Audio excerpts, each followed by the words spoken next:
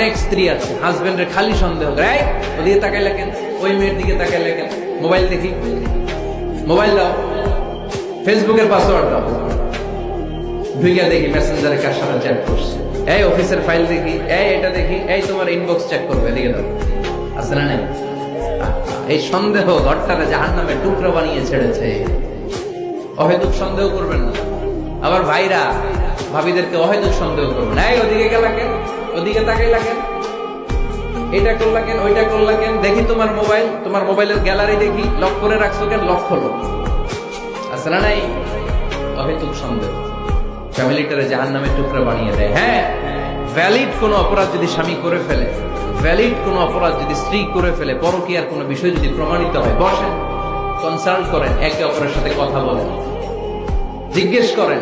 কিন্তু অহেতুক, আমি অনেক ফ্যামিলি এরকম দেখেছি, আমার কিছু বন্ধুকেও আমি দেখেছি যে এদের অবস্থা খুব খারাপ, খালি সন্দেহ করে, আছে না নাই?